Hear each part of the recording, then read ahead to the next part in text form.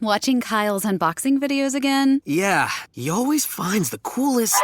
No way! A robot dog? Gotta ask where he got it. Or use your Samsung Galaxy S24 Ultra. Just draw a circle around the dog on your screen, and it shows you where to buy it right in the app. Whoa, I just learned a new trick. And that for once, I beat Kyle to the next big thing. Circle it, find it with the new Galaxy S24 Ultra and circle the search with Google. Get yours now at Samsung.com. Internet connection required. Results may vary based on visuals. A fabulous free kick from Leighton Baines. Dawson, oh, what a finish from Glenn Dawson, it's 2-0. It's scored by Tim Cahill in injury time for Everton. Matheson, the 16-year-old, to Wilbraham, the 40-year-old. Stunning from James Rodriguez. And here into Henderson! And Ian Henderson, right on half-time. Welcome everybody to episode 11 of the Men in Blue podcast. My name is Greg. I'm joined as ever with Matt and Jimmy. How you doing, lads? You okay? Not bad at all. It's a Wednesday night. Champions League's on. This is what Wednesday nights are made for. Yeah, pretty much the same. I'm not watching football, but yeah, if you want to watch it, I can see his point. I watched United yesterday, and that was about all I've watched apart from Everton this week. I couldn't see the United game. I was at a football coaching course over in Warrington.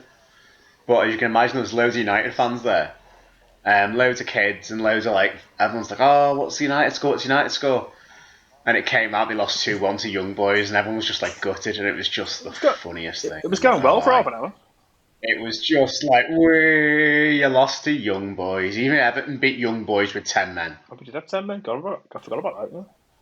We did, 4-1. Lukaku scored a hat-trick and Stones got sent off, so even we've done it. So there's no excuse really, United.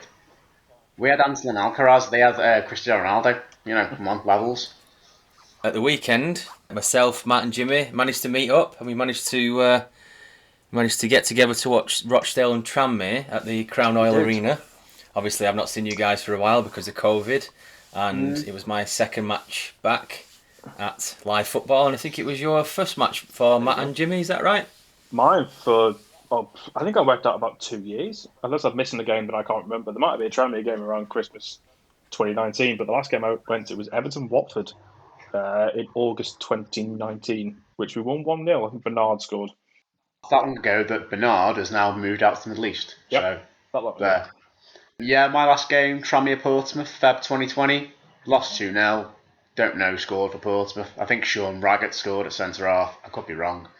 Don't remember much of it really, apart from the Pompey fans who were quality on the day. But yeah, it was great to be back at a live game. It was weird because even being in the pub beforehand, but it was a crack experience just to be back in a live game again. You miss the things that you miss from watching televised football, even watching certain players' movements off the ball, taking in the atmosphere, listening to all the shouts and the sights and the smells around you. Some smells welcome, some smells not so. That would have been me. I would have been the unwelcome smell. Sorry about that. Most likely, mate. No, I'm only messing. But yeah, it was just you don't appreciate how much lockdown football, as much as we were lucky to have football during lockdown behind closed doors, on Sky, BBC, whatever, just how it was just a TV show during lockdown. It was fake crowd noise. It was fake football in essence. And that's not to disparage the efforts of professionals that risk their lives and risk their health for us to travel around the country and around Europe. Remarkable, but nothing compares, and I will say this to anybody, nothing compares to actually physically being at the game. No matter what game, whatever level, I'd rather watch two random teams in the ground than, a game any game on television, because it's not the same. I think, yeah, I had the same sort of feeling because, I mean this in the best way possible, Greg. I wouldn't, if I was sat at home and Rochdale Tranmere was on TV, I wouldn't be clamouring to go and watch it. I wouldn't be like, right, settle down, here we go, let's watch a bit of Rochdale Tranmere. All right, I would. Well, you would. Yeah, you're weird then. Clubs need the TV revenue. But what I mean is either way, is that I wouldn't be sat there going, oh, brilliant, right, that's my evening sorted for Rochdale Tranmere. I think the difference is when you're at the game is you do get invested into it a bit more. And the game wasn't a classic by any stretch of the imagination. It wasn't the pinnacle of football. Wasn't a great game of football either way, but we'll ignore but at least it had its elements where but the crowd, Tranmere a very good away following. The bit we were in the standing bit was a good, decent atmosphere.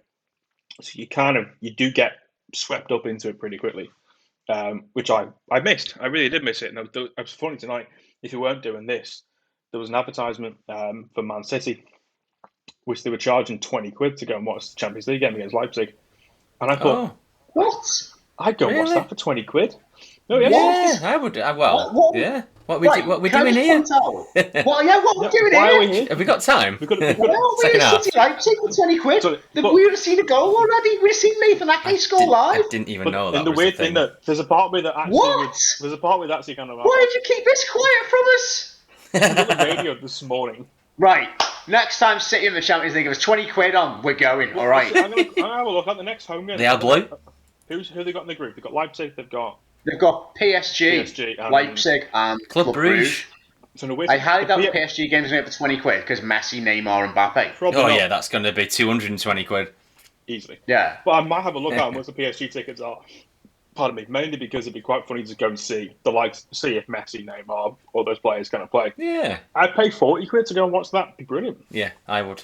And because City, and I mean this in the best way possible, don't sell out the Etihad all that much. PSG, they get the feeling they will. Even Club Brugge. PSG, it'll be just full of anyone because they just want to go see the PSG players. Of course it will. But the Club Brugge game in particular, mainly just for the City squad, I'd go and pay 20 quid to watch that. It'd be quite interesting to go and see it. I think we should go and sit behind the goal and just abuse Simon Mignolet the entire time. Do that. Or we get the Club Brugge keeper. Or we try and get a ticket. That'd be a great idea. Or we try and get a ticket in the Club Brugge end. Yeah. Oh yes. Oh, scenes. It's never going to happen. Oh, we'd definitely get over the Belgium. That'd be amazing. How out of place would we look? I don't care. I want to go in the Club Brugge now. You've dangled that carrot. You've dangled that big Belgian carrot in front of me. Right, so if you can get three tickets in the Club Brugge, be my guess. If Club Brugge are doing 20 quid tickets to go in the away end of City, we're there. I don't care what night it is. Don't do that to me. Don't get the hopes up your man. I'll leave it in your hands, mate. I'll leave it in your hands. So how did we get? Oh yeah. So it was an okay game. Well, obviously, like Matt said, it wasn't a spectacle, so to speak, but it was a typical League Two game, wasn't it? Really, you had a few misses where you think, oh, that could have gone in. Tranmere had a good shot in the first half, a cracking shot from distance, and I thought, even not the rebound, but even the after that shot, I thought it was still going in. I thought it could have trickled in afterwards. And then obviously Dale had a few chances in the first half, but then it's sometimes it can happen with League One and League Two. It just peaks out a little bit sometimes, so you get like 20 minutes where it just goes a bit flat. It's happened before when I watched it on the iFollow last season, so it did go a little bit flat, and then obviously it sort of picked up in the second half a little bit. But it is like I'm echoing Jimmy obviously, but it is good to just be back at football and have those routines where I got there a little bit early. I got there about 12:30. Had a walk round just to. I don't know. It's like you miss it in a weird way. It's like like you do miss it, and you miss going to the chippy and going in the pub and all that lot and coming out. It's all the little things, isn't it, with football? Rochdale did manage to nick it, but it was pretty much the last 10 minutes or so. Danny Cashman came on, and he was a bit of a nuisance when he came on. He seemed to score and then made an impact anyway, at least.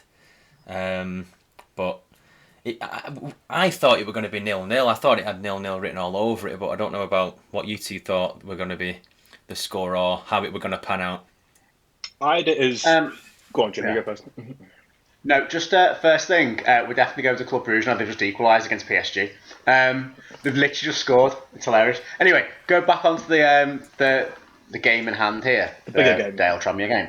I did say before the game that it's going to have to be 0-0 or the odd goal will win it either way, because mainly Rovers is, well, not just away form, but generally has been a lot of 1-0 defeats or 0-0 draws or the odd 1-0 win at home. It's not been particularly exciting. It's not been Dale circa February when every game was 5-5, or whatever. It's been, well, one word to describe it is attritional. Another word to describe it is crap. But, I wasn't wrong. It was every bit what we expected. It was two sides locked in mid-table with a chance of playoffs. Okay, in September you can't, win anything in September really, apart from goal of the month. But it was what you say, bog standard League Two. Really, there were chances. There wasn't too many real, what I would describe as gilt-edged chances. There's not many chances where you go, that really should have been a goal. I mean, there was maybe 2 or 3 for Dale and 1 for Tranmere in particular that you thought, oh, how on earth? I don't know, Foley hits the post towards the end, which would have equalised. But, he did what he did, hit the post. I just found it to be a very sort of... On another day, Dale would have won 3 or 4-0 if they'd have taken the chances. I think Dale dominated, to be perfectly honest with you. I thought Rovers had very little plan. Certainly midfield got bypassed. Didn't see an awful lot of Jay Spearing in that midfield that convinced me he'd played anywhere near above League 2 level, which we know he has for most of his career. I thought Elliot Nevitt showed that he'd come from non-league in the nicest possible way, coming from a 9th division with Warrington Rylands. I mean, don't get me wrong, every respect for him, he scored him a League Cup already. He didn't play like a man who knew how to play League 2 football regularly, but then that comes with time. He's still a young man. There's still plenty of time for him to learn, develop and improve, so I'm not going to be too harsh on him. Whereas I thought Dale played more like a unit, more like a team. Even before Cashman came on, I thought Ballad O'Keefe on loan from Mansfield, I said at the time, was man of the match for me. I know it was given to, was it Beasley or Dooley got man of the match for Dale? I think it was Aaron Morley, I was a bit Aaron surprised. Morley, sorry, yeah, I knew it ended in EY, but, I don't remember which one. Beasley, Dooley, Morley, yeah. Sorry, I can't admit to knowing Rochdale's team. No, he did well to rhyme them off. But I thought O'Keefe was phenomenal though, and I thought, what's he doing? One, what's he been loaned up by Mansfield for? Apart from the fact that Clay's had a fallout with Nigel Clough, the manager. But 2, what's he doing in League 2? He looks so much better than League 2. Even in a game where it was decidedly mediocre in parts, but I like and you showed us a picture on the WhatsApp group before of Dale's recent form. I like what Stockdale's done. You started off a bit shoddily with the Harrogate game, but then in context, look how Harrogate have gone since then. They're going great guns under Simon Weaver. And you think, well, he's brought in a lot of young lads from up the divisions, the likes of Coventry from Man United. You'll know obviously a lot more about that than I do. But they seem secure. They've got he's basically looked like he's got a style he wants to play. And he's built the team around that set style in League 2, and that's what you need. You don't need to be flashy, you don't need to be phenomenal, you just need to be solid. Whereas I think with Rovers, they played like a bunch of individuals. There were some solid performances. I thought Clark at the back, evergreen as he is, was, an absolute unit as always. And I actually think Joe Murphy, before his injury, I'm glad to see he's doing okay. He's resting at home now after his concussion. I thought he had a good game as well in goal, which he needed to, because I thought otherwise Dale would have peppered us. But I'm just looking at the stats. There was nothing really going forward and nothing in midfield for Rovers, whereas I think Dale just had the majority of the middle of the park, and it showed, session-wise and shots-wise. Yeah, it says Dale had 17 shots, Tranmere had 9. Big chances, 2 for Dale and none for Tranmere, but it depends what your class is a big chance or chance created, all that kind of jazz. But stats can be seen two different ways, can't they? Really, I think the big chance you had for Dale was that Oddo one in the first half, put it wide. I think that was a huge chance, which you do wonder how on earth, considering how he played the rest of the game, not Oddo, another player I like for you, how he didn't actually put it away. I think it's harsh. I'd say the Foley chance was a chance for Tranmere, but then, again, it is down to what the actual statisticians determine to be a chance as such. So, yeah. No, I think the stats are a fair reflection of the game, really. You could have won by 2 or 3, to be perfectly honest, if you'd have put them away. It's interesting because obviously we're talking about Clarkey at the centre-back. I've been a big fan of Clarkey for quite some years. I know that's controversial because he played for Oldham and Bury and things like that, but he's always done a job, and he how old is he now? About 38, 37? He's 39, Is he 39? Gosh. I know. 38, 39, I think he's pushing towards 40.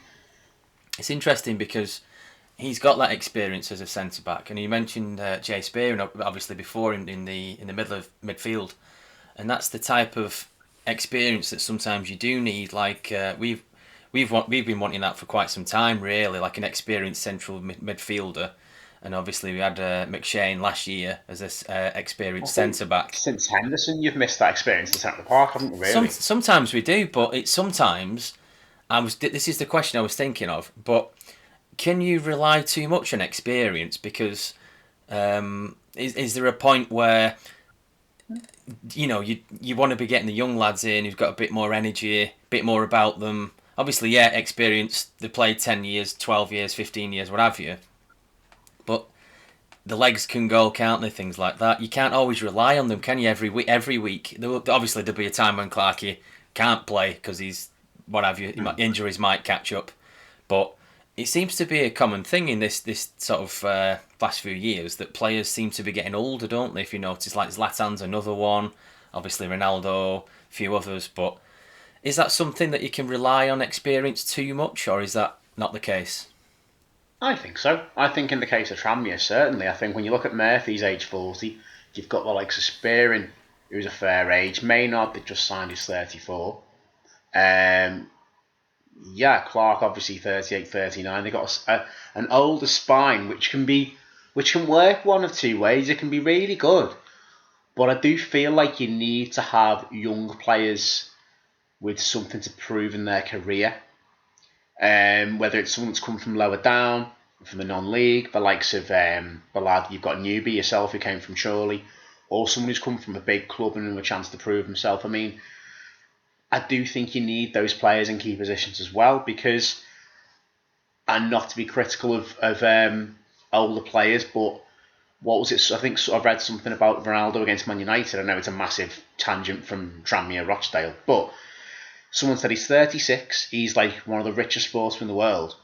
Where's his motivation to score against Newcastle? How does he keep motivated at the age he is to put in a shift and train like he does to play and score against, with the greatest respect, the mid-table Premier League side? When he's done it all, he's got nothing less to prove. That's an elite mentality that he's got. Now, that's not to say that League 2 footballers don't have that mentality, but it's obviously not at the same level as an elite level world-class footballer. So you do think, part of you thinks, well, they've made their money. They've proved they've got nothing more to prove. Why are they bothered about, in the nicest of respects, a Saturday when they played Champions League or they played Championship or whatever? Why are they bothered about a Saturday afternoon in Rochdale? Why are they going to, other than the fact that it's their job, they're getting paid handsomely for it, and there's the supporters there that are paying their money. But why are they going to give it everything? No one's going to swoop in for them at 38, 39 and say, oh, come and play for Real Madrid, are you? Because you're playing well in League 2. But, then again, Man United did sign Paul McShane in the summer. So, I mean, anything's possible. But, I do think you need sort of younger players as well to sort of give you that edge that I think older players sometimes, not always, but don't necessarily have. I look at David Nugent last season at Rovers and thought it should have worked, but he did nothing. Because he's played for England, he's played in the Premier League. What's he going to want with the League 2 promotion push? What's that all about, So it depends entirely on the mentality of the player, and I think that's what scouting needs to do. And I think that goes not just with older players, but throughout. Your scouting network, your team you've got, obviously the higher up the divisions you are, the more people you've got to vet these players. But you've got to look at the player psychologically, whether they fit the profile of the player you want going forward. Whether they're 18 or 38, you've got to look at the player inside their head, whether they're going to put that effort in, day out in training, week in, week out in games, or whether they're just going to slack off and almost be like, I use one player example like a Ravel Morrison, who has got all the ability in the world, but is now sat near the bottom of the Championship with Derby County because he didn't utilise it. And that's kind of what you've got to look at when you scout. It comes down to your scouting at the end of the day. I think the main thing for me... Go on, sorry, go. No, it's fine. Go on, Matt. So the main thing for me that Rochdale had that Tranmere didn't was energy. There was energy in that midfield that just pushed them forward. That's not necessarily an age thing. I think that's more... probably it's an age thing to a certain extent because you've maybe got the legs in midfield. I think it also depends. Also, you've got to factor in Tranmere away from home, maybe not looking to attack anywhere near as much. Maybe play a bit more in the break. Whereas Rochdale at home, you're going to have more of the ball naturally, unless you're playing against a much better side. It's a tough one because, like I said, the older guys in midfield, unless your main job is to, pick the ball up and spray passes left, right, and centre, if you don't have the legs to keep tracking back and to be really making those defensive tackles in particular, you are going to struggle. And Rochdale would deserve winners. It should have been more than 1-0, really. They had a few good. I don't agree with those stats about two key chances. They had at least 3 or 4 that I can think of that were decent chances. And the goal was a great little finish. Having watched it back, we were at the other end, so I didn't see it completely in real time. But it's a great little touch onto his thigh and a good finish into the corner. And it was no less than they deserved, really, because Tranmere, until they made a few changes in the last few minutes, and it helped that there was 8 minutes of injury time because of Joe Mepper's injury. They went for it a bit more, but not enough that they really deserve anything out of the game. I don't think. The chance at the end they should score, but it would have been smash and grab. It would have really been against who want to play. But I think he's built, Stockdale even has built a decent little team for a lot of League Two football. It's got the nice mixture. It's got the big lads at centre back. You've got the big centre forward who was causing problems all game.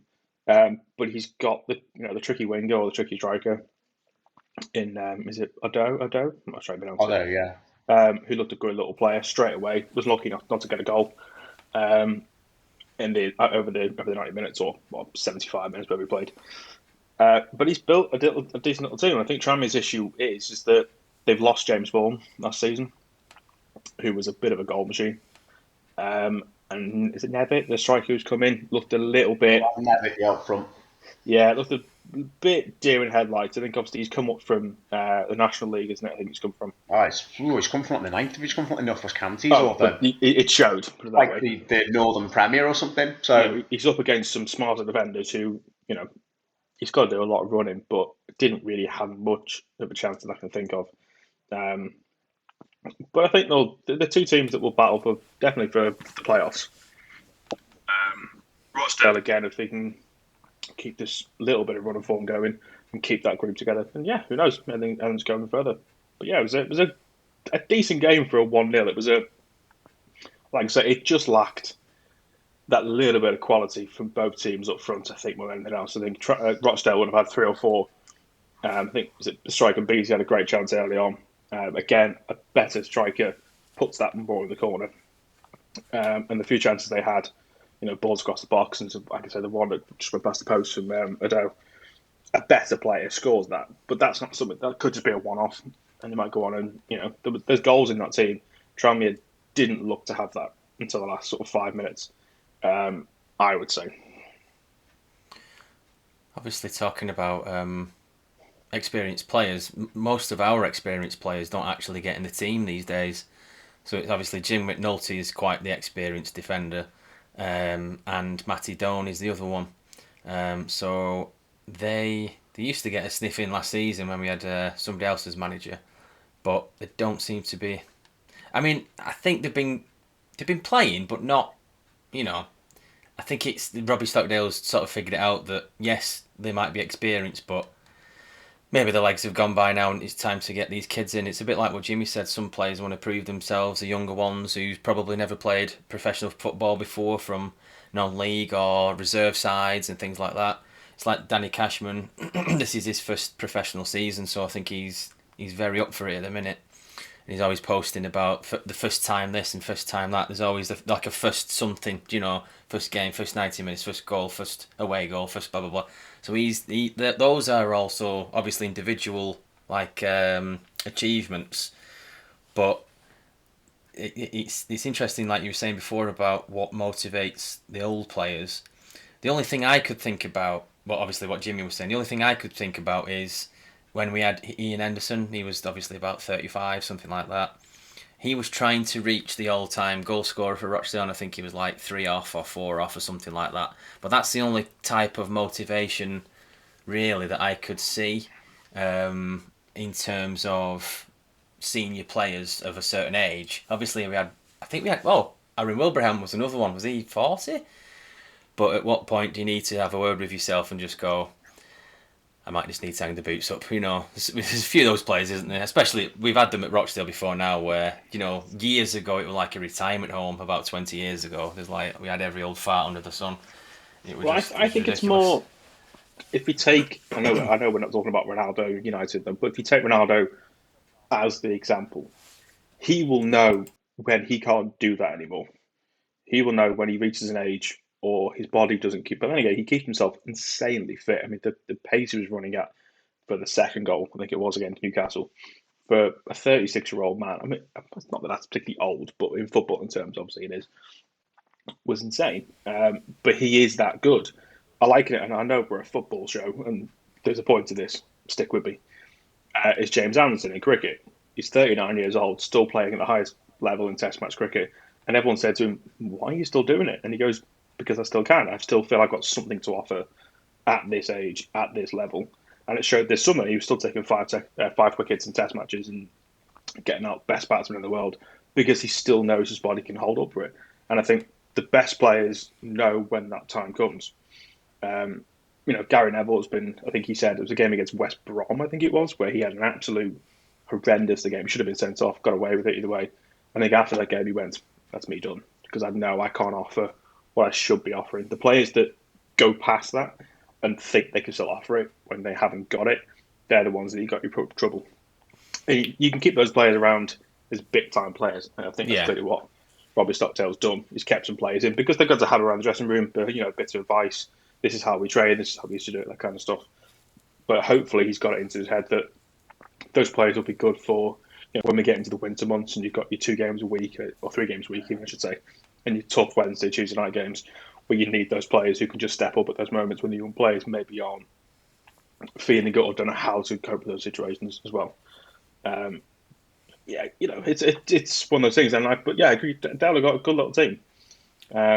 And who knows what they're going to do this season? I mean, no one knows, because with the fans back in this season, anything could happen. Yeah. As we showed last season when the fans weren't in the stands last season. So, who knows? Obviously, you can't. Jimmy said before, you can't get too carried away in September, and nothing's won in September and things like that. Not. But you can take positives from all kinds of different things if you're looking at the league before. And I mean, you shouldn't do really in terms of getting carried away. But I was thinking, crikey, there's only 4 teams better than us at the minute. And then somebody, I saw another stat to do with, apparently at one point we were in the top 5 goal scoring team in all 4 divisions. I was like, what?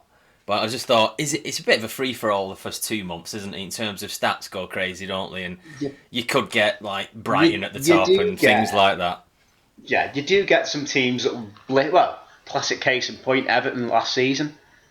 Won majority of our first 4. I think we won all but one of our first 4 or 5 games of the season. Looked like we were champions of October, September. We were going to win the league. We had a #1 song at the top of the charts. Beat out Miley Cyrus to 2nd place. Everything was set up for us to have a glorious title win. And we finished 10th. So you absolutely can't read in. You can read something into early season if a team's so utterly dominant in the league, whatever division it is, and they look like they're just going to blitz it, fair enough. And it's always good to have a good, confident start to the season. Or if a team's so poor the other way. Look at Man City last season. They started, and look at them to a point this season. I mean, they lost at Tottenham this season, but, they started poorly-ish last season, and were like kind of everyone's looking at, if Chelsea or at one point Southampton were going to win the league, or Leicester were going to win the league, and then City won it by 9-10 points in the end. So I know that's the Premier League, but the case in point goes for most divisions. Sometimes teams will start poorly and then pick it up after Christmas. It does happen, and likewise teams will start well and drop like a stone, a bit like Reading in the Championship last season. You thought they were going to make playoffs, and I don't know where they ended up in the end, but not a particularly wonderful position. So, yeah, I mean, it is good to have a good start, and it's always helpful, whoever you are, whatever league you're in. But it's how you build on that as well. And that sounds like such a proper media-trained manager answer. We go to the next game, we go again. But you're right, though. It's true, though. Yeah. You can't get carried away off a few wins. No. And that's what And that's unfortunately what football social media has taught people to do. It's that people say, we can't enjoy anything now. You win a few games and you can't celebrate winning. Well, yeah, you can, but don't go out saying you're going to win the league, going to win the cup, going to win the European Cup when you've won 3 games. Like, not least because you're a non-league side, because you're not going to win the European Cup from that, are you? I've seen I've seen some funny things on Twitter, and it's like Twitter's absolutely horrendous. It's funny for football takes. I know some are tongue in cheek, but some are just atrocious. What? Go on. It's so basically, it's like it's either obviously it's at one extreme to the other. So Harrogate. Oh no, sorry, we got 11 players in or something like that, and someone's got like a boat with a Rochdale badge on it saying HMS Pistol League. You know. And then, like, we get beat by Harrogate, and then it's like, oh shit, we're going to get relegated. It's like, fucking hell. It's one extreme to the other. Well, sometimes you have to laugh sometimes, because that's the only way, but yeah. No, absolutely. No, I get it. And to be fair, I'm the same with some of the jokes I put on Twitter and what have you. And I think I posted something the other day, didn't I, Matt? Or the other week with you and Dad's chat. I did that HMS Pistol League meme for Everton. Yeah. With, like, Rafa and the little crow's nest at the top, and I think a few Everton players, and because we'd beaten Southampton 3-1, I was like HMS Pistol League. But you know, it's like with like the celebration of like Dina and Rodriguez giving it all out on the side of the boat. Jesus. And all this, but it was a joke. Obviously, I know, but some people are genuinely serious in their views. They think they're going to win the lot, and it's like, well, only one. The thing is, what people seem to get in football generally, which this hasn't changed in forever, or in any sport, but only one team can win a league. Yeah. Only one team can win a cup. If you've got 6 teams that look like they might win the league, they're not all going to win the league. One team will win it out of those 6, or someone else. Yeah. So not everyone can win all the time. It's not sports day when you're 5 years of age. So there's winners and losers in football. So. Yeah. In terms of like what you're on about there, in terms of winning a league, everybody's going to miss out apart from one. Yeah. Do you know what I mean? So it's the chances of you winning the league are obscenely slim, no matter who you are, because you've at least got a 1 in 20 or 1 in 24 chance at the start of the season, which are not that great odds. I mean, okay, someone's got to. Why not your team? But there's probably a million reasons why not your team. To be fair, especially when you've watched the teams we've watched over the last 20 years. It was good to see. I went to the bouncing around a little bit, but I went to the Rochdale Colchester game. It was a Friday night, which was just before the August bank holiday. So that was my first game back. That was a good atmosphere because there seemed to be quite a decent crowd for a Friday, a Friday night. And then obviously night games have got a different feel, haven't they? It's a bit more atmosphere sometimes. That was a cracker. I went with my mum and dad. That was a good one, but. It's like obviously the last game I saw at Rochdale was in League One against Rotherham. I think it was 3-1. And I was just thinking about comparing the games the other day. I was thinking, crikey, so we were in League One and we had Henderson, blah blah blah, League One, doing this, doing that, and then bang. But it seemed like a better atmosphere in a strange way. But maybe because we're not completely like crap anymore, maybe. It's not taking us 700 minutes to score a goal, and it's not taking us 6 months to win at home. So most of those, what's the word? Scenarios aren't a problem at the moment in terms of obviously we've won at home and we've won away, and we're not failing to score in so many minutes and all that kind of stuff. So far, obviously, it is looking quite good. I like Robbie Stockdale's interviews. He doesn't seem to doesn't seem to hide anything. So if we've played crap, he'll tell. Obviously, he can't say crap, but he'll say it's unacceptable or I expect better. But these are terms and sentences that we've not had with the previous manager BBM. Because BBM, when we were getting beat 3-0, it was the lads have tried to give everything. But we were getting beaten, battered, and they were 5-5, 4-4, and all that kind of stuff. But they can't, you can't keep saying that the lads are giving everything when that's happening. But with Robbie Stockdale, he doesn't seem to be hiding anything with his comments or his post-match or pre-match. He's saying it as it is, and it's quite refreshing sometimes because you don't feel like you're being bullshitted. I know it sounds a bit much, but he's not putting not trying to mess us around. It seems, and he's like, it wasn't acceptable that first half, and I thought, well, that's what I was thinking, and then later on he'd be like, the interviewer would say, oh, perfect week then. You go, no, a perfect week would be 3 wins and not 2, or something like that, and you think, well, things like that, and you think, crikey, he thinks beyond, It's a tough one, that management gig though with the media, because he has to gauge the psychology of his squad. BBM had to do it. Stockdale has to do it. In the sense that there's 2 trains of thought when you come out after a bad performance or a not so good result. You can take the Barry Murphy route of saying the lads have tried their best, because what he's doing there is placating the media, trying to make it look to the fans and stuff that he's not going to dig out his players publicly, because he's thinking, if I dig out my players publicly, I'm going to lose the dressing room.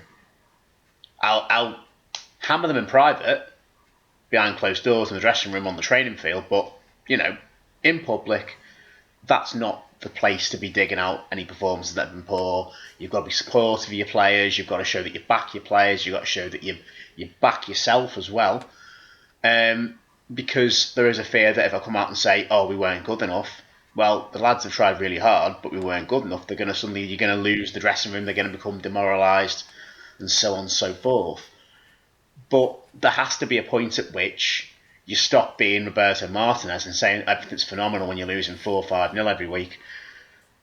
And I think that is quite good that Stockdale, he's going to find that balance, I hope, that between being openly critical of performances generally in public with the media, but not digging out players, not making the players feel like they're getting sort of criticised in public, like making the players know it's not good enough without them feeling like they're being sort of flogged to the fans. Does that make sense? And being shamed and having to walk through the streets of Rochdale with a big boulder tied around their waist, like shame. It's like, well, because it is a fine line between criticising performance publicly and openly digging out your players and making it seem like you're out to get them. But you've also got to keep the fans on side by letting them know that certain performances aren't acceptable if you don't win or if you do lose. You don't want to make it dress it up like, oh, everything's brilliant, even though you've lost 3-0, for example. It's such a tough gig to deal with that as a manager in the media, and I can understand that. Like I say, I haven't seen it with Roberto Martinez. Oh my word, every week it'd be phenomenal. It's like, Roberto, we lost 3-0. Phenomenal. No, mate, what, are you watching the same game as us? Which invariably he wasn't. But you don't want somebody who's going to come out, slag the players off, which I would more liken to, say, a Ronald Koeman style, where he comes out, digs the players out publicly, almost practically, and I'm going to use his inverted commas, bullies them, and demoralises the dressing room. So it's a fine line. But I do think Stockdale, considering it's his first full job in management, is doing a fantastic job. Phenomenal job, if you will. So, no, fair play to him, because I was unsure about the appointment. And okay, it's early days. I was unsure about the appointment at first. I thought, oh, it's a new manager. He's only had a bit of experience at Sunderland, and with the greatest respect to Sunderland, you don't want experience there because they've been an absolute shit show for years. It's not. Sorry if any Sunderland fans do listen to us, but they've been a bit of a basket case of a club, even in League One. To not be able to get out of League One for a club that size is shocking. But yeah, I do think he's got a good ground in there, and he seems level-headed, which is more than can be said for some managers in League Two. So no, fair play. No, like I say, he's built a good team. Whether it can achieve playoffs is out for debate, but then I think that's the case for the vast majority of sides this season.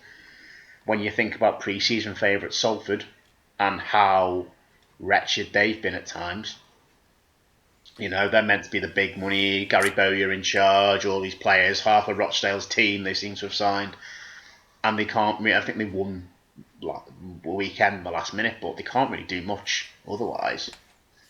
League Two is always such an open league. It's so hard to predict. Who'd have thought Cambridge with Paul Mullen scoring 20 odd goals last season would win the league? That's true. Or Cheltenham, sorry. Cheltenham and Cambridge who had them down. Everyone tips Bradford to win it every year, and they never do it. Yeah, they do, So, don't they? yeah, it's League Obviously, Two. It's so open. speaking of Salford, Tranmere play Salford at the weekend, don't they? Do you think that could be a tricky Yes. game? Have Salford still got something to prove, even though it's a type of... I mean, it's not to prove, is it? But everyone tips them to be this and that, don't they? Salford have got everything to prove on, I think, so many levels. They've got to prove it to their owners, because their owners, Gary Neville, for example, will not stand any messing. He's a funny one because he'll back managers in the Premier League to give him more time, like Ole Gunnar Solskjaer. But then he'll sack managers as Salford, chairman, bizarrely. But no, Salford have got a lot to prove to themselves, to their owners, to the tag of being league favourites, and I think as well to prove that to the whole project, the whole vanity project there, that they're not just there to pick up a fat wage. They are there to actually have success and build Salford up. I do think, to be fair to him, if they could pick a game to have, going to Prenton Park is probably not the worst fixture they could have at the moment, because it's going to be tough, but it's a winnable away game for them, considering how poor Rovers have been in the league. We'll kick the Checker Trade Papa John's Pizza Trophy to one side, because that was a great win last night against Leeds as kids. By the way, watch one of Nicky Maynard's goals. Peter Clark with a run from his own area to set it up. And, you think about his age now, unbelievable. But, I think Salford have got a lot to prove to everyone, including the general public, that will lambast them somewhat rightly for being this glorified non-league money club, a la Forest Green, a la whoever, back in the day, Crawley Town originally, you remember when they came up with all that money? Yeah. Spending championship wages in a non-league. So they've got a lot of pressure on them, Salford City. It's not an easy club to be a part of. But I think they can get it right. And it's going to be a tough game for Rovers at the weekend. Absolutely. It's interesting, obviously, because you're on about it'll be a tough game. I thought Tranmere was going to be a tough game because obviously I spoke to a few Tranmere fans outside the Chippy, outside Wilberts Lane before I met you guys, and they were saying that they're obviously struggling to score and things like that. But I thought, right, well, today will be that day that Tranmere get past that.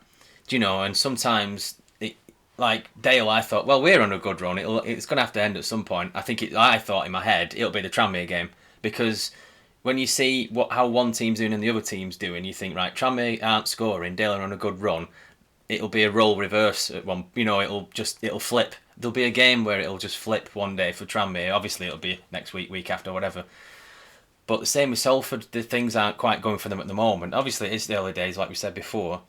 But it is at the moment where games can just flip, and you just think, is this the game where Tranmere get the points, or Salford get back up, or we don't, and things like that. But there's obviously those type of games.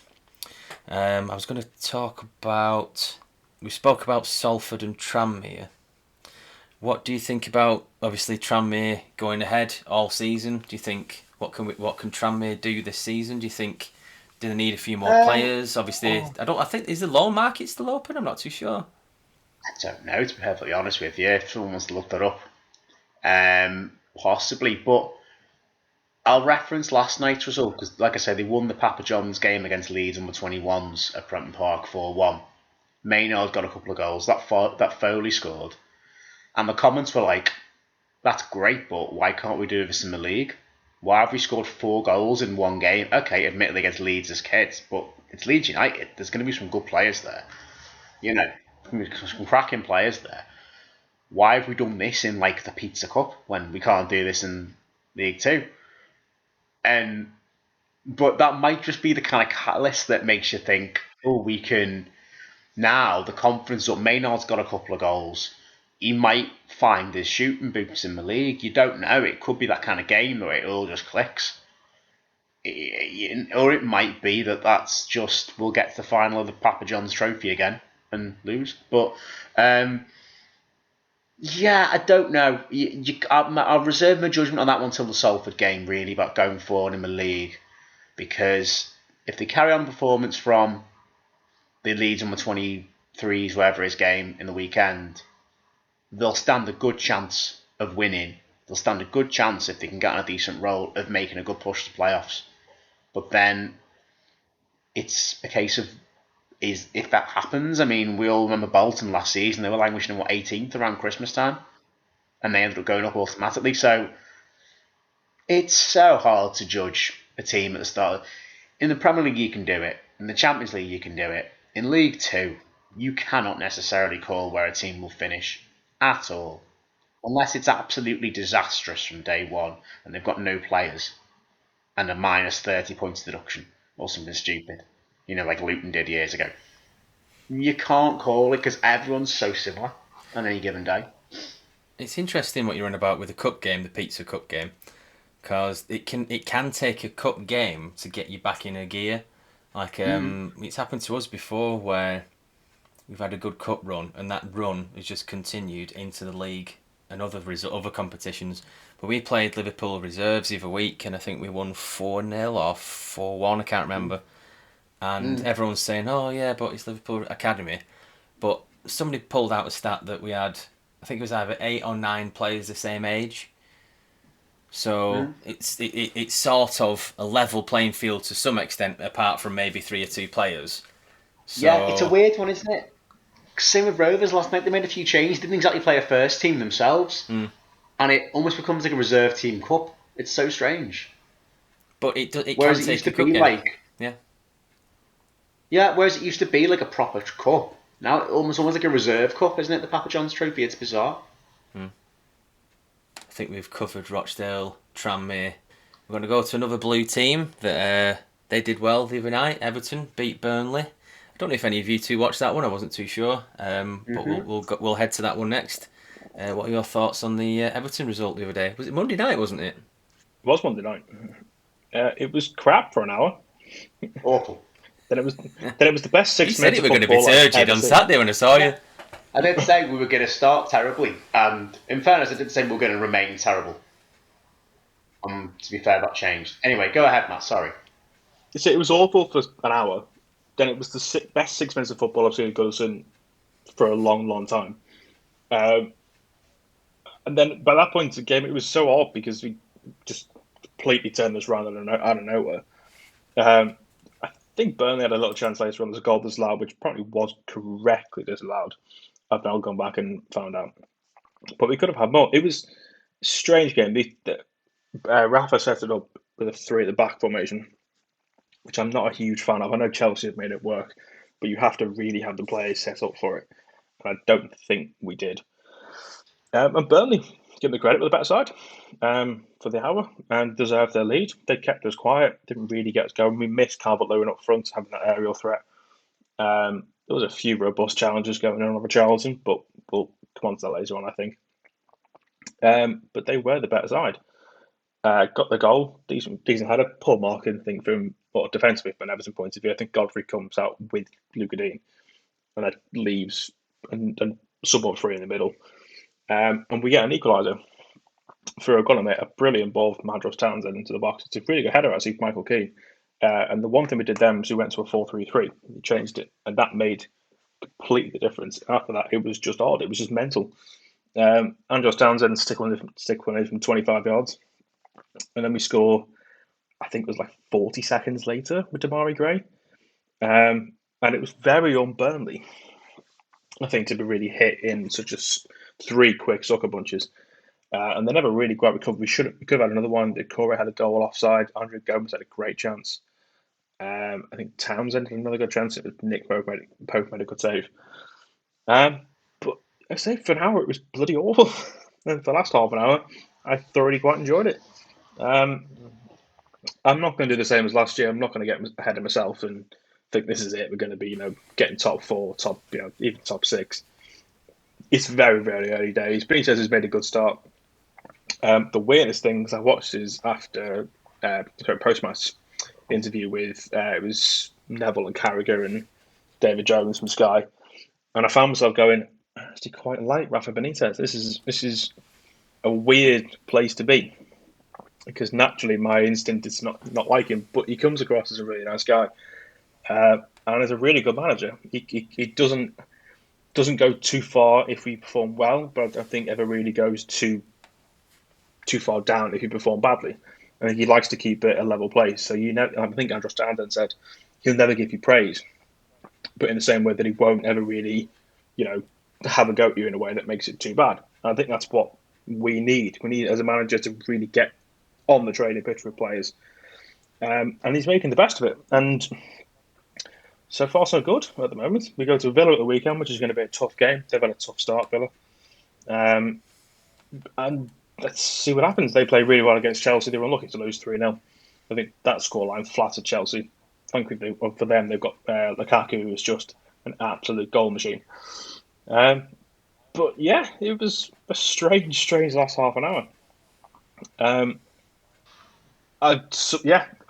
Decore was my man of the match by an absolute mile. I know Townsend got it, I think, on Sky. But the 2 assists he got, he probably should have had more, should have had a goal. He was brilliant, and he's become a different player under Benitez. He's pushed him further forward, and that's when he's at his best, when he's marauding at teams, showing his pace, showing his power. He's got a great pass when he wants to as well. So yeah, it was bizarre for 6 minutes. Townsend's goal was one of the best I've ever seen.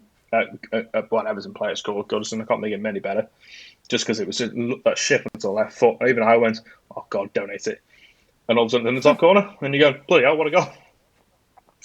Those are the best ones. Yeah, of course. When you think, oh, he's not going to attempt that, and then bang. Holy crap, what a goal. I've not seen it. I need to see this goal. It's a hell of a goal. You've got to watch it. It takes a lot for me to actually celebrate a goal at home these days, because I know we got the equaliser. I was just like, all right, cool. And then Townsend strikes. I'm like, as soon as he hits it, it's in. Yeah. As soon as it leaves his foot, I actually stood up, and I'm not proud of this. I stood up and applauded the goal from my sofa. I became a telly clapper. I'm not proud. It's horrendous. It's proper bad behaviour. But it was that good. I actually stood up and applauded the goal. Because one, it put us ahead in a game that at the time, what were we doing ahead? We didn't deserve it.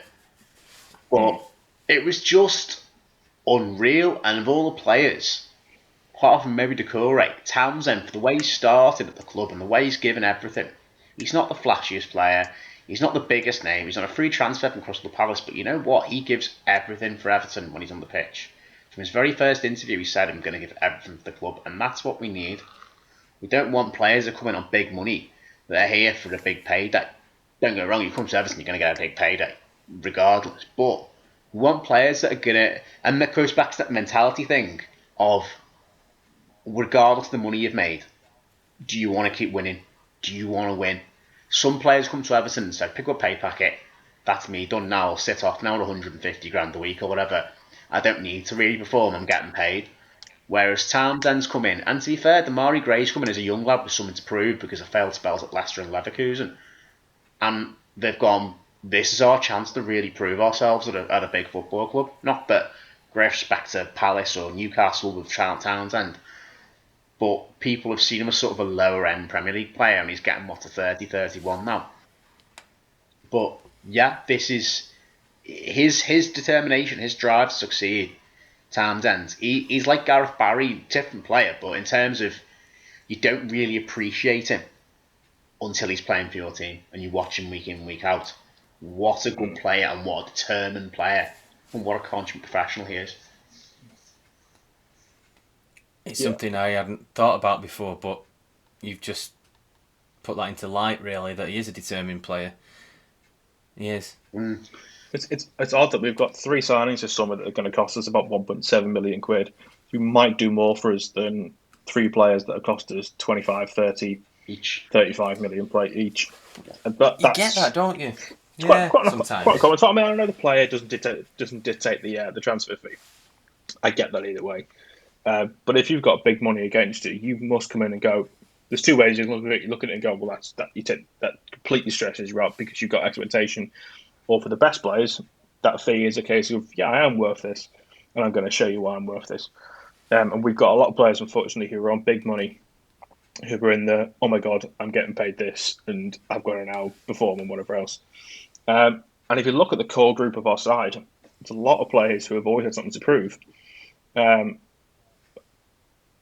I think that's what's happening with this squad. I think he's getting them together, and it's not the prettiest football we're playing, but as an Everton fan, I don't want the prettiest football. I don't want us to have 140 passes before a goal. I want us to get the ball down the other end, attack a team, and get a goal. And to give Benitez absolute credit, that is what he's giving us. We've not been holding possession for 90 minutes in games, but there's goals. But I think we're on 7 or 8 goals in the first, might be even 10 now, I'm not sure, in the first 4 games, which is brilliant. And Decore's scored more than I think he had during an entire season under Ancelotti. Ancelotti, we look back now, he wasn't an Everton manager. It was great to have him. It was like going to a club and pulling a 10 out of 10. You sat there going, how the hell we pulled this off? What's that like? Insane. I know what you mean. Exactly. Have any of us ever done that? No, but you kind of sit there and go, how? No, going. So at that point, you sat there going, how the hell have we pulled this off? How the hell is he our manager? And you always knew the second that, a better offer comes along, he was always going to up and go. Not that Madrid had started particularly brilliantly, but it's Real Madrid. He was always going to go either way. And Benitez comes in as a slightly different manager. He's, high quality, but he isn't that Hollywood name. He's respected, as he should be, because he's, done some brilliant jobs at Valencia, Liverpool. I think his work at Newcastle is a bit underappreciated at times. He did an excellent job because that squad he got to 10th was a dire team, and a lot of Newcastle fans, most of them, if not all of them, were very, very sad to see him go. And I hope that when FFP sorts itself out and we get a bit more money, we can give him a bit more to spend once we've got rid of a bit more deadwood. But at the moment, it's going really well. But I think the issue we had is he had to go well. If it had gone badly, if we had lost, I don't know if he'd lost some games. It's not losing a game isn't always the issue. It's how you lose a game. You can lose against a better side, but that happens. Whereas if you're losing against, let's say it was 1-0, but Burnley game. Let's say that Burnley had scored and we hadn't attacked and got anything. That's where your issue comes in. But he's pragmatic, and I don't think we had that under Ancelotti. Ancelotti was very much, this is our way. This is what we're going to do. This will work out most of the time. But yeah, it's all going well so far. I think Villa's going to be a tough game because they are a very, very good side. But confidence is going to be up. Shame about Calvert-Lewin. He's out for another, I think it's about 3 weeks after a broken toe, apparently, and a groin injury. But there's still a quality in the squad. The nice thing about that game of the night is we're not relying on Calvert-Lewin to score the goals. All the goals have come from a mixture of places. I do want to see Richarlison get a goal. He needs a goal. Big time. And I hope that comes on Saturday, but we shall wait and see. But yeah, all going well so far. I'm just going to read a few texts that me and Jimmy got from we got a football uni chat, and obviously we had a few from a Burnley fan, John Warburton, and we also had one off Femi at the time. So we had John Warburton screenshot one of his tweets, and it said, "When I was a kid, they asked me what I wanted to be when I grew up. I said I wanted to be Ben Me. They said I didn't understand the question, and I said, you don't understand life." And then about 2 minutes later, oh, for fuck's sake. So that must have been when Everton scored. And then after about 5 minutes after that, we got one off Femi saying, "Jim, do you love Rafa now? Wink, wink." And I want Jimmy to answer that question. What do you like Rafa, Jim? No. Right, I can caveat that. I don't love Rafa now. Because I mean, he's because it's September, and I know it's one of those. It's like falling in love on the first date. You don't do it.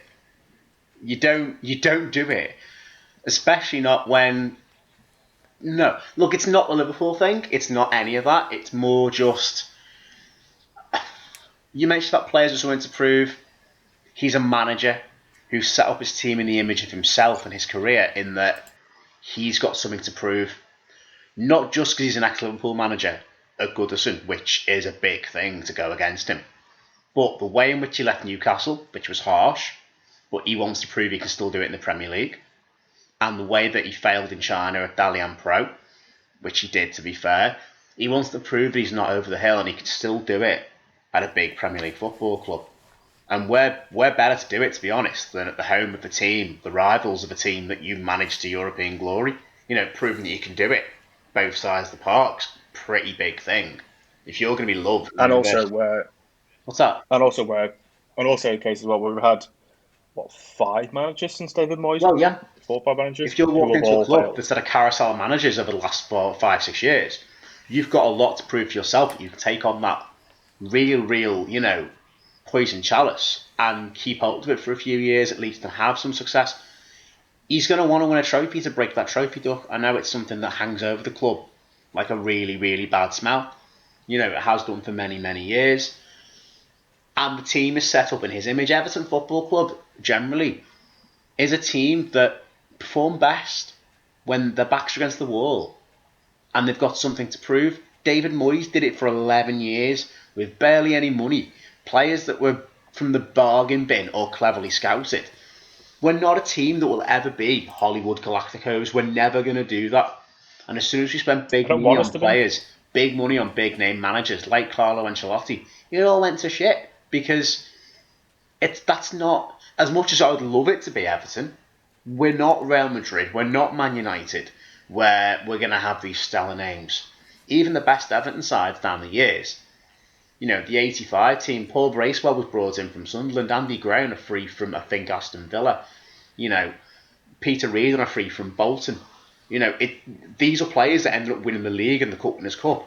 They were distinctly mid-table players before Howard Kendall got a hold of them, who himself, I think, had come from Blackburn. It's not as if we had, the best players that English football could offer. Not that we went out and spent millions of pounds on players, even when we were one of the best teams in the country. Everton's never been about that. It's about getting up and at them, being a bit scrappy. If you want to be a bit dirty, that's okay. And, because at the end of the day, you've got to play to your strengths. And I think, going back to the original question, no, I don't love Rafa. If he does win something, I don't think I'll ever love him because at the end of the day, managers come and go. We've seen that many managers have false dawns, that many players have false dawns. You don't let yourself get invested emotionally in managers anymore. At one point, I did love Ancelotti. I thought he'd be brilliant. At one point, I thought, I'm going to love Lukaku, Koeman, Stones, Barkley, all that team. What happened? They went. So you don't let yourself love these players. Yes, I'm warming towards him. To be honest with you, I always thought he was a nice guy. Being around West Kirby area, he's always been a thoroughly decent bloke. I've got no issue with him, obviously not. And the likes of Damari Gray, Andros Townsend, yes, obviously I was a bit, don't know how we bought them. Yes, I'm warming towards them as players. But you never, especially when you get to our age, you never let yourself get emotionally invested in football players anymore, because it's not like when you're kids and your heroes are like footballers. We all grew up with footballers as our heroes as kids. We all did, whether it was England, Everton, Rochdale, whatever. I remember being a massive fan of Duncan Ferguson, still am.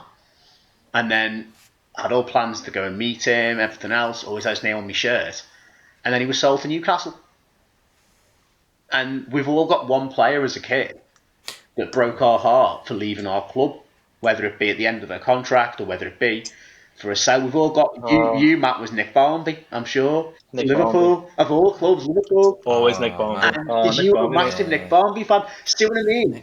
We've all got players that the kids broke our heart and teach us to never really truly love football players or managers, because you're only going to end up being let down. You can you can love them to an extent, but one day they will. This is very depressing all of a sudden. Yeah, but even right, okay. Never love anyone. Never love anyone. Okay, yeah. Never. Welcome to the Men in Blue podcast. Never love anyone. Just don't like anything, Matt. Right. Just don't like anything. No, but be alone. Even right. Man United, for example. Yes, they will love Sir Alex Ferguson, obviously, undoubtedly. But what's happened since he left? Not He's much. gone. And they've been, okay, they've won a few cups, don't get me wrong, brilliant. But they've been comparably an absolute shit show. Everyone has to leave at some point. Or else, he was never going to stay forever, was he? And it's saying again, Liverpool, the Klopp, yes, he's been brilliant for them. One day he will leave. And I would not want to be the manager who follows that job up. Enjoy it. Don't get me wrong, enjoy it for what it is. Enjoy success, enjoy riding high, enjoy victories. It's a bit like what I said about Twitter before, but never get carried away. And I think Rafa, this ties in with Rafa's mentality in that, like you said before, Matt, he never gets too high if we win, he never gets too low if we lose. And I think Everton need that, because Everton have learned to never get too carried away when you win. When we lose, don't catastrophise it, because we're not as bad as things seem. We've been in the relegation zone at Christmas, and we've been fine by the end of the season. We've been in the top 3 at Christmas, and dropped to like 9th, 10th by the end of the season. So don't get carried away, because that's football, and in particular as microcosm, that is Everton Football Club. Never ever get carried away one way or the other. We're not going to win the league, but we're probably not going to get relegated either. We'll be somewhere in the middle somewhere. But if we do win a cup, what a party it's going to be. Oh, absolutely. I'm on the piss all summer if we win a cup. We could win an egg cup. I'd be like made up. But it's like, I can see what you're saying with obviously Rafa, and you don't love Rafa and don't go X, Y, Z, blah, blah, blah. But I'm quite invested in our new manager at the moment. Do you know, I can see what you're saying though, but I'm invested in it because... Yeah, invested's different to love. Yeah, I'm totally invested in what players and managers doing. But I'm ready for it to go wrong at any point. See what because we saw Martinez. Yeah, I mean, I didn't, so I can't comment. A manager that could have won the league. It was Roberto Martinez at Everton. Yeah. 72 points. What's he doing these days? Belgian manager. Is it Belgium? Oh, of course he is, yeah. I didn't think he was really still well there. Belgium. Crikey, it's just one of them weird things, isn't it? Like, we had, I don't know if you two will know this player, but we had Paul Simpson, who used to play for Man City and a few others. He came to Rochdale about 20 years ago, and he was a player manager, and we nearly got relegated to non-league. But as a player, he was absolutely brilliant. He scored some cracking volleys. He was like 38 or something, or whatever it were. And obviously, he left, and then fast forward, was it a couple of years ago that England won the World Cup with Paul Simpson as manager? Oh, the under 20... Under 19s or something?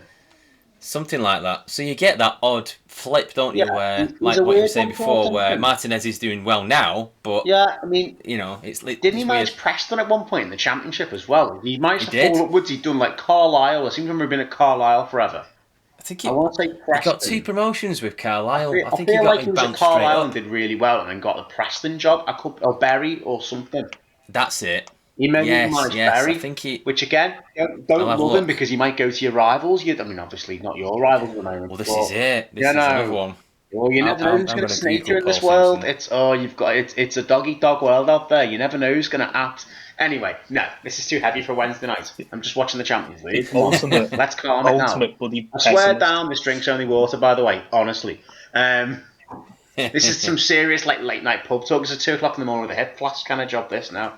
I've got a question for you, Jim. Obviously, Matt, we're talking about Nicky Barmby before. Was that that was the player where you thought, oh, bloody hell, why is he gone? Or one of the first ones. What was yours, Jim? No, it was Duncan Ferguson. Oh, you just said that, didn't you? Sorry.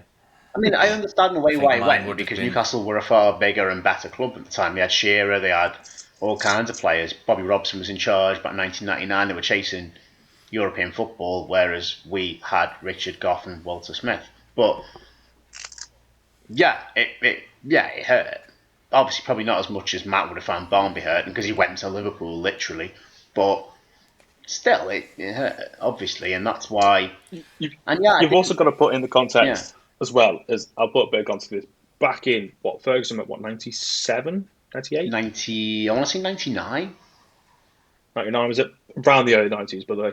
You didn't have social media. You didn't have the rumour mill. You didn't have Fabrizio Romano, here we go. It was just announced. It was teletext. There was not. That's what I mean. You was just you didn't have that. For example, when Benitez joined Everton, there was at least 2 weeks beforehand where it was pretty much set in stone. You knew what was going to happen, barring some amazing change of events. Whereas the likes of the Bobby transfers, the Fergusons, and that still carried on to the early 2000s. They were just, unless you rang up the. Do you remember the Everton helpline? Club line. What was it called? It was Club line. Remember it? Absolute rip off. It's like £1 a second. Oh, Club line was an absolute scam. Who's on the other end of Club line? Don't know. It was automated. Yeah, be like, all right, look, what are you wearing? It's Club line. Oh. You basically used to ring them up and it would just relay the Everton news to you. So it relayed transfer news to you and whatever else. But the Ferguson one, because it happened so quickly, there was no real build up to it. There was none of this, really, won't you go, whatever else. Fairness, like you would get these days. It was just it wouldn't have happened quickly, Matt. It just wouldn't have broken in the media. Exactly. All the faxes and the medicals and all that would have been happening for weeks and weeks. And also, I think I'm right in saying this, you didn't have transfer windows at that point. Oh, no, not until 2003. I don't think that was transfer windows. So you kind of know between now and January, often no one can move. So you don't get that deadline day. Jim White pain. Get the yellow ties out, lads. It's deadline day. Countdown clocks. Does my head in. That's what I mean. All that kind of stuff. You didn't have that. So it could happen at any time. If you think about the transfer window now, if let's say it didn't exist, we could have, I don't know, it's like a bit like Calvert-Lewin moves to Man United in start of November, out of the blue, with no announcements. It'd be similar to those kind of levels. That's why it hit hard so much more. The issue I have with, the only thing that's really come up similar to it is that Ronaldo transfer to Man United, because it did happen so quickly from what we are aware of. Maybe stuff was going on in the background beforehand, but it did appear the case of he was going to City, which a part of me still would love for him to go to City. It would have been hilarious. But that's the evil person in me who just want to watch the world burn. But we've all got that. We all wanted to see it, just see United fans cry. That would have been so fun. Of course it would be hilarious. Oh, yeah. I'd have happily bought a City shirt with Ronaldo on the back of it just for the hilarity. Are you saying you want to go to Man City Club Brugge in the Champions League for 20 quid? With Ronaldo on the back of the City shirt? Why are you here? Why not? 20 quid, mate. But it's this thing. Obviously, and I know as a kid, football is everything. What I've learned as I've got older is I like football. I don't love football as much as I did as a kid, and I think that's what my issue was with lockdown football, as we said earlier. The games were so bereft of what makes football enjoyable to watch. The best thing about the other night was, we had 3 goals in 6 minutes, whatever it was. And Goodison was back bouncing it. Great to hear. I missed that noise. Because you had, as much as I love it, I also quite like when Everton's a bit of a bear pit. Also when we're on a bit of a moan. And if things aren't going right and you hear the groans, because you kind of feel, okay, I'm justified. Because if they think it's crap, I think it's crap as well. And that's kind of what you think about it. But it was great to hear that sort of roar of the fans and everything coming through. That I don't think I've had. The last time I remember Goodison being similar to that was United. When we probably just before lockdown, I think it would have been. It was 1-1. We should have won it last minute. When a goal was loud, somewhat unfairly, but you miss that sheer passion, and that's what made Saturday so good. Going to Rochdale, yes, it's on a much smaller scale. But there's still people there who that is their weekend. That's what the Saturday afternoon, 3:00. They're there. That's their 2 hours of release. And there will be people as well, Matt. Let's not forget that the result of that game will dictate their move for the next 24 hours. Yeah, absolutely. We all love football to the point where it does dictate our move for a period of time after a game, whether it be for an hour, 24 hours, whatever. Let's hope it's not too long, obviously, but it can happen. Yeah, I get annoyed by the country after the Euro final, for example, was. Quite a down place for a good couple of days because we'd lost the Euros final. Because I logged into work on the Monday morning and it was like I can't be bothered. It was such a come down. It was such a letdown after what was everyone built themselves up to what could have been. Yeah, bank holiday talks and whatever else. That's kind of stupid stuff. That's why we love football. That's what it's best at. We have got that emotional investment. But I think going back to Goodison the other night, I think something that was good for me to see was breaking a team down. Now, Burnley came, they played well. They played Brexit ball, but they played well. Also, just to point out, I actually want to congratulate Burnley because 9 of their starting 11 were English. Not even Scottish, Welsh, Irish. 9 of their 11 were English. Only Goodmanson, who's Icelandic, and Chris Wood, the New Zealander, were the non-English players in their starting 11. That's quite impressive these days. That's pretty much a Brexit 11. To be fair, nearly. It was pretty Brexit ball. They were a bit cynical. I mean, so were we. But that challenge that wasn't even booked on from who was it, Tarkovsky, on Richarlison, should have been booked, at least. They were a bit Route 1. But you know what? Dwight McNeil's a good player. Burnley are a good side. They're hard to break down. But it shows that when you get at them, as we did, and when you do break them down, there's a bit of a brittleness to them. They haven't won a game in the league all season. And I think what was amazing, and this is going to sound a bit like blasphemy, but Everton, for the first time in a long, long time, in fact, that I've ever really seen, played like Liverpool under Klopp for those 6 minutes. They went out, they pressed, they blitzed, they harried, they scared the shit out of the opposition. To the point where I think I said in our group chat, Matt, why didn't we start like that? Do that in the first 10 minutes. The ground will be rocking. The game's done. Go and win it 5 or 6-0. Go for it. Have that energy instead of sitting back and being bullied when you're a good. It's okay away from home against Villa, it'll be different. But if you've got that energy going forward, doesn't matter if you haven't necessarily got the best individual superstar players. If you've got a unit and the players play to the best of their ability, like Gray can, like Townsend can, like Richarlison, Calvert-Lewin, who, by the way, Calvert-Lewin, I think, misses Gray's goal if he's given that chance one-on-one, by the way. Unpopular opinion. No, I think he puts it wide or the keeper saves it. That's composure from Gray. But yeah, why not come out and hit them hard early on? And I know you've got to negate what Burnley did, and we did eventually. But it was a mad 6 minutes that just made me think, we're bloody good here. And I haven't thought that for a long time. And it's fast, it's counter-attacking. It doesn't have to be pretty. Obviously, the Townsend goal was, but you're not going to get them every single game. But that third goal, to me, was indicative of what Everton should be doing. A bit direct, counter, pace, and just desire to want to win a bloody game of football. And just beat an opposition that came, to be perfectly honest, to sit deep, to kick a bit, and come away with a 1-0 win, which if they had done that, fair play to them, because you know what? There's enough Everton sides of the past that have played a bit dirty, come away with the 1-0 win or what have you, or a draw. I'm not going to complain if a team does that, because there's no right or wrong way of playing in my book. But at the same time, they were a little bit cynical at times, Burnley, I thought. But then, so we've been as well. We're not exactly whiter than white and all this, so yeah. But no, I think it was really good to see a team play like a unit and actually go and hit a team and look like they want to win a bloody game of football, which was the first time in a while I've seen Everton do that. I think that third goal reminded me of, and this is very different circumstances, but you'll see what I mean in a minute, the Bayern Munich game in 85? 85? 86? 85. The third goal, I forget who scored it. You'll tell me this now. I want to say it was Gray. Gray or Sharp. I was one of the two of them. But it had that quick, through the middle, bang into the back of the net. Oh, it might have been Andy Gray. Same feeling to it. One of the two. Whoever scored it, I'm not quite sure either way. I mean, on the Burnley being a bit aggressive, I like the way the game is going back to it's more flowing, there's more tackles going in, players aren't getting penalised anywhere near the level they should do. But there's a difference between a good tackle, but also knowing that that tackle, I think it was analysed on Sky pretty heavily afterwards. If you go in for the ball the way he's done, there's going to be an ankle behind it.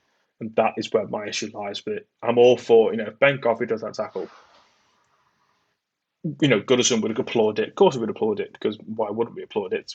We'd love to see a player go in and really have a go at the ball. But when you look back at it, that's a bit too much.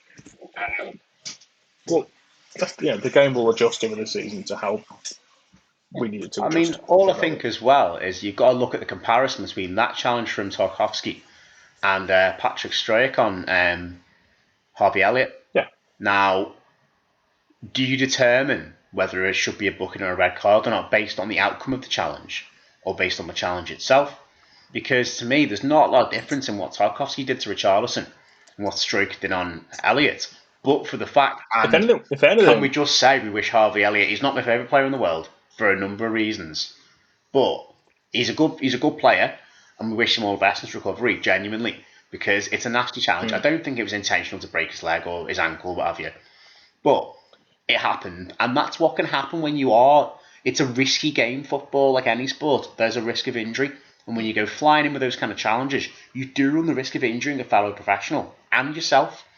So there needs to be a level of control to a tackle, not going flying in last ditch. And there's something we discussed last night at this football coaching in Warrington. There was a group of under 11 lads that were playing, and they were doing a session, these group of lads. And at first, they were doing a lot of one-on-ones and all different things. And you noticed they were trying to get the ball off each other, and they were standing to the ball. And after about 5 or 10 minutes, you saw a couple of them start to go to the ground, trying on AstroTurf, trying to slide tackle. And we looked and we went, either they've got a problem with tackling, or they're getting tired. Because what happens when you're tired? You go to ground. You become more desperate. Now, if you're already tired and you're going to ground, even as a professional, if you're tired, what are you more likely to do? Make a mistake. And that can be, consequentially, quite damaging. So there is a difference between being a solid, firm tackle that's well timed and just desperate, tired, last ditch, which can risk an injury to a player. And again, do we want to start determining the outcome of a challenge based on the player's injury or not? Because I don't think that's entirely fair. If a bad challenge can go, you can have a bad challenge without the opponent being injured. It can just be a really bad challenge. It happens loads of times. So, yeah. Yeah, it's an interesting argument because I don't feel that Pascal, how do you pronounce his surname? Is it Struijk, something like that, yeah. Struijk. That's not a red card because it's not a red card. It's unfortunate, and he's had the appeal the ban has been rejected, which is a bit of a shame, especially when the player who got injured also said it wasn't a foul. It's a little bit daft if the player with the guy who's had a pretty bad broken ankle has said, yes, it's not a red card because it's just unfortunate. It's just one of those things. If anything, for me, the Tarkowski challenge is a worse challenge because there's intent is the wrong choice of words, but the risk is there. As I said before, yeah, if you go in like that, even if you do win the ball, like I said before, there's an ankle and there's a leg behind it.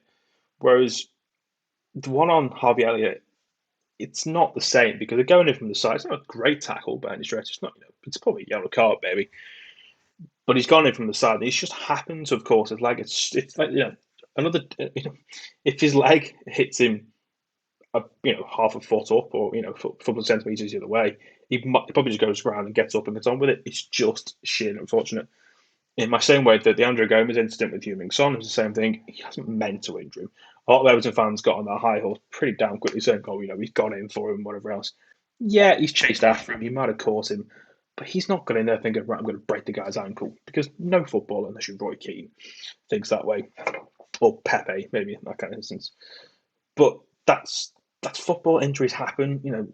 I can't sit here and say that we've had players who are holding them now. We've had Fellaini with his elbows. We've had all kinds of situations going on. That's football. Injuries happen. It's football, and either you make football a non-contact sport, or we have to accept that some days some players are going to get injured. It happens.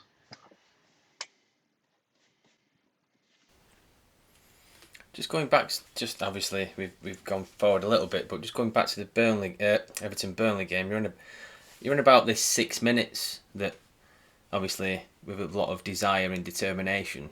Where do you think that came from? Where it was missing from the rest of the game? Was there a sub that came on that made the difference, or do you think somebody may have had a word with somebody else?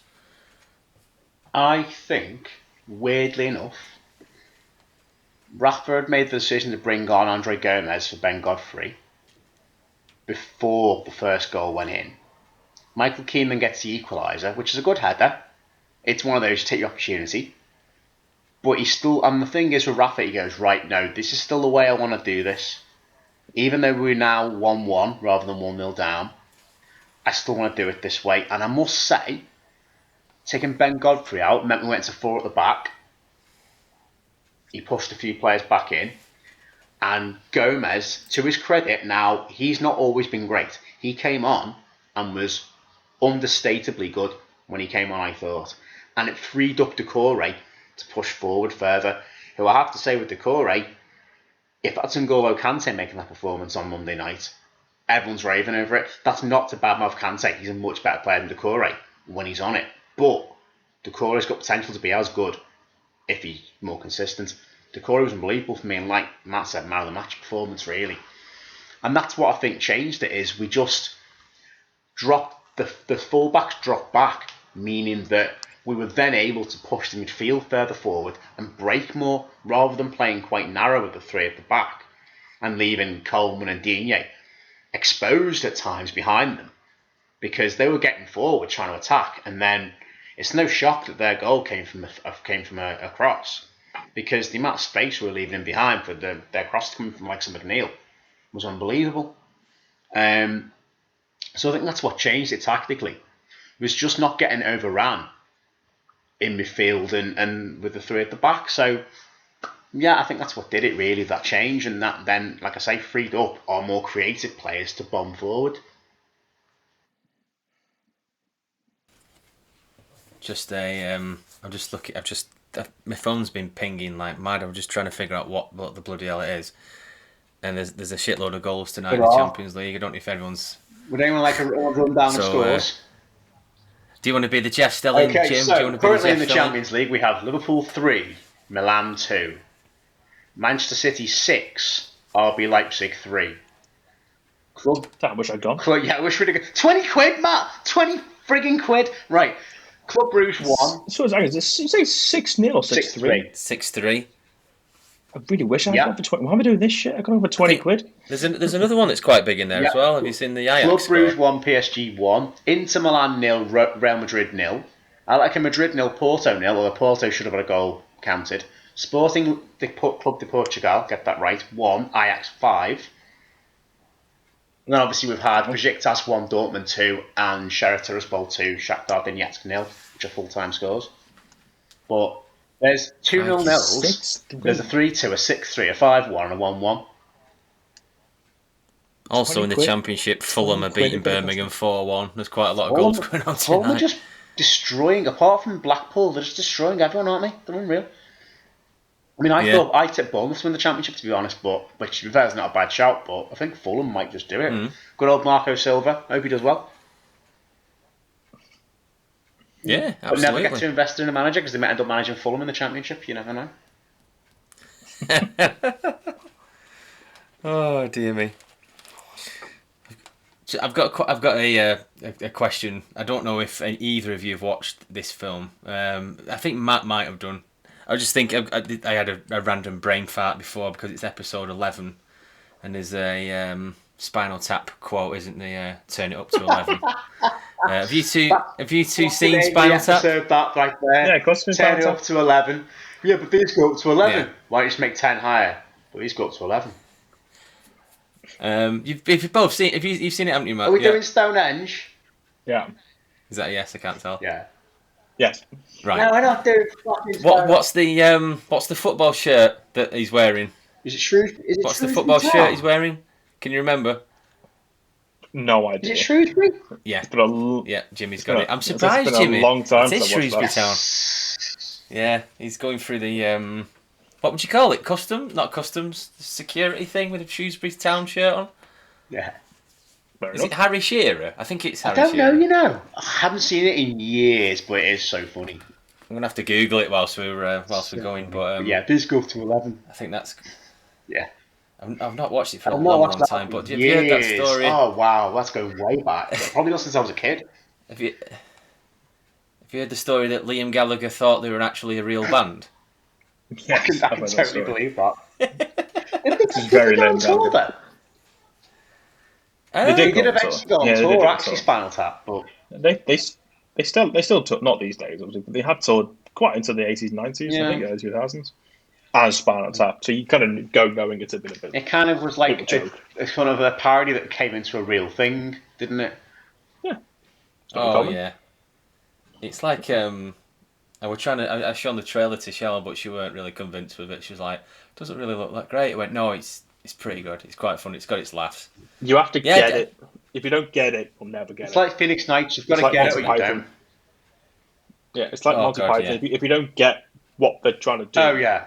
You'll never yeah, Monty Python's a very acquired taste, isn't it? There's certain Monty Python things I'm like... It's like... What? I don't get Monty Python. It's like Peep Show. Peep Show. If you don't get Peep Show, you'll never get it. I'd even put...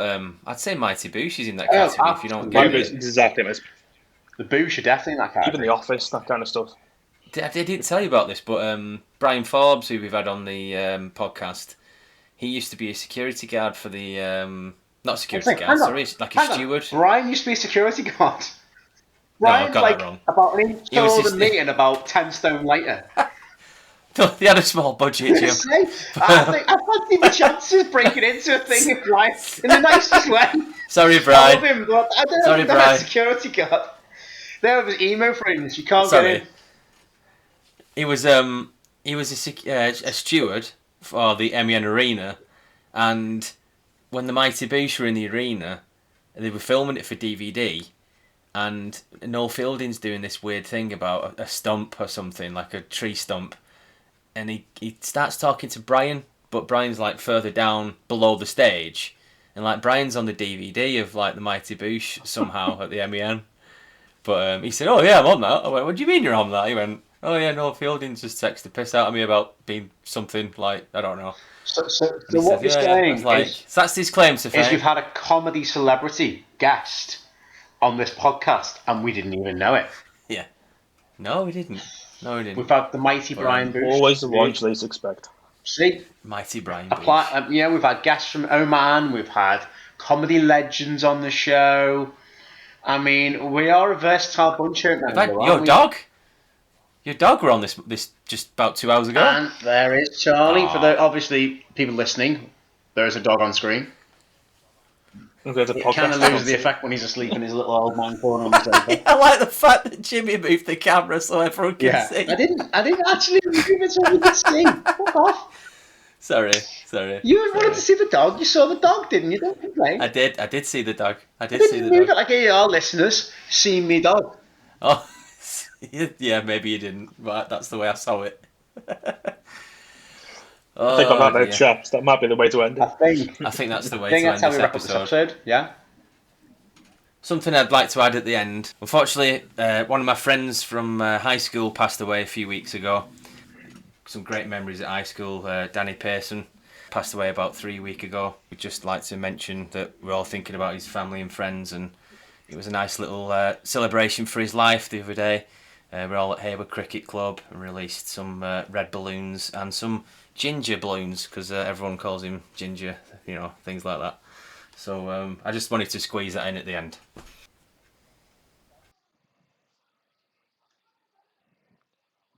Sports Social Podcast Network.